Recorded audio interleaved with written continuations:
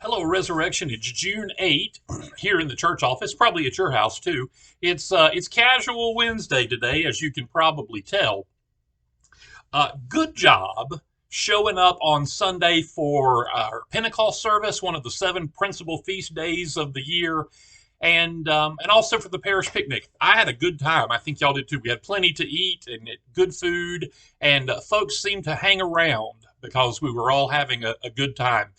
We gave you the opportunity to sign up um, for a new church ministry or re-enlist in a ministry that you've been doing for a long time.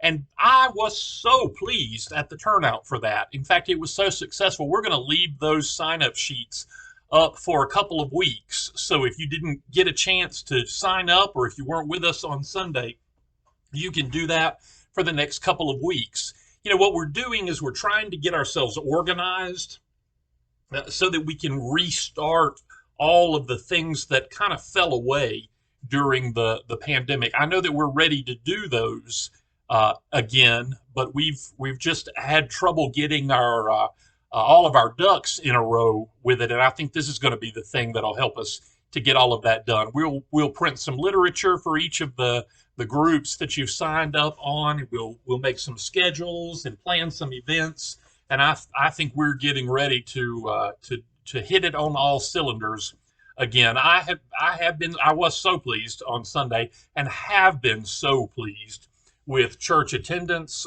lately. The music has been good. You know, the preaching is refreshing and inspiring and always new. It sure has been, it has felt like a happy place to me. Not that it wasn't before, but coming out of the pandemic, it gets happier every time we get together. And I love that about Resurrection.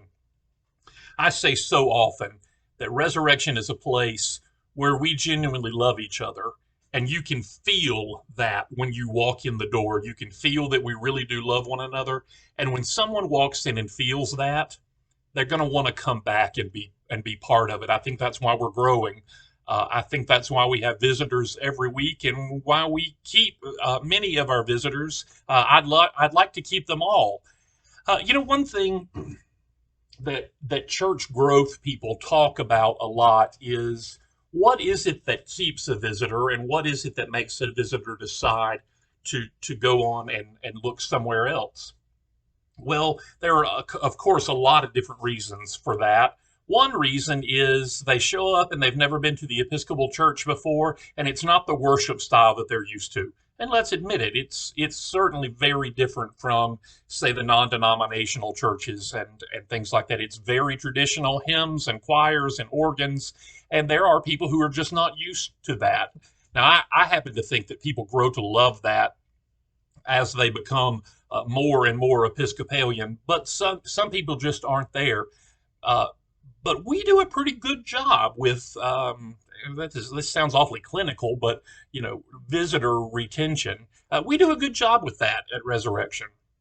And one of the reasons is that feel, I think. But the church growth experts will tell you that you actually have about 2 minutes to convince someone on their first visit. From the time they step out of their car in the parking lot, you've got about 2 minutes. Really. So let's think about what it is that we can actually do in 2 minutes' time. Well, first, we can have an attractive space, a good parking lot, a beautiful church that's clean, that's well taken care of, and that people are showing up to. We do that well already. The second thing is, you've got to have somebody to smile and greet you at the door. Say, "We're so glad you're here." Now, ushers, I'm talking to you now. I'm talking to everybody, but ushers are kind of our front line, our greeters and our ushers. Get names. Get names from folks. "We're so glad you're here." Are you new in town? Are you just visiting churches? Who's your mama and them? Uh, get some names. Tell them who you are and how glad you are to have them here, and then hand them a bulletin and explain to them every word you say will be in here, and everything we sing will be in the blue hymnal. That's why we print every word in the bulletin, so that visitors don't have to finagle two books and a bulletin. I think everybody can handle a bulletin and a hymnal. That's fairly normal for a church.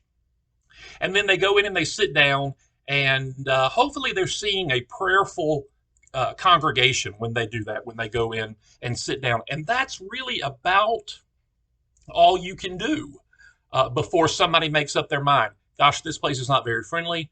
Boy, this seems like a wonderful place to be, wherever that is.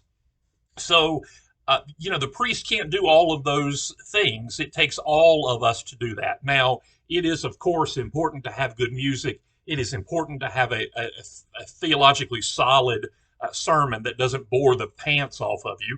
And it's also important to invite someone to coffee hour and say hello to them after church.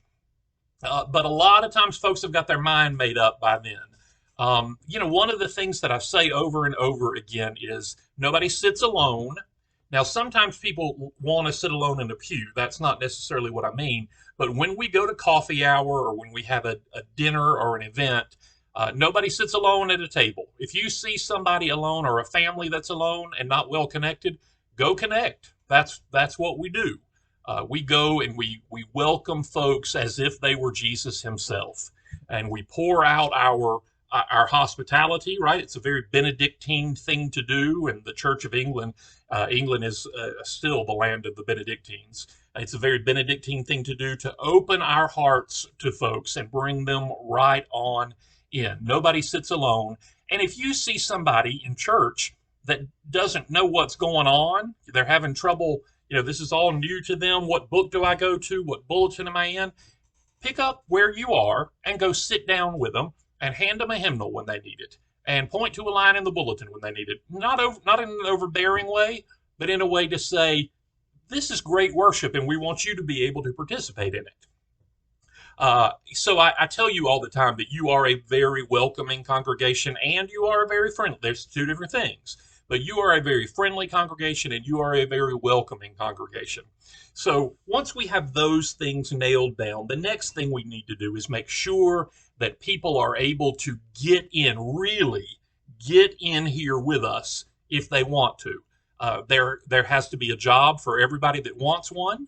That may mean that you give them some of yours, right? If they're cold, you'd give them your coat. If they were hungry, you'd give them your bread. And if they want to be needed, if they need to be included, you give them some of your job too. It's the same thing. But of course, there is plenty of work to go around. I think you all do a really good job. I want to especially give a shout out to the Flower Guild and the Altar Guild, who do an especially good job with that. If you want to be on the Altar Guild, come on in. You're in. You're one of us. They don't have to fight their way into that. I think the choir is that way too. The choirs do it. And in fact, they're begging you to come in, and I am too. If you can sing, go be in the choir. If you can't really sing, go be in the choir anyway. I think Hildegard is happy to have anybody. You all are doing so many things very well. We wouldn't be growing like we are if you weren't. And I thank you for that. I love you. I'll see you Sunday. Look for those visitors and reach out to them.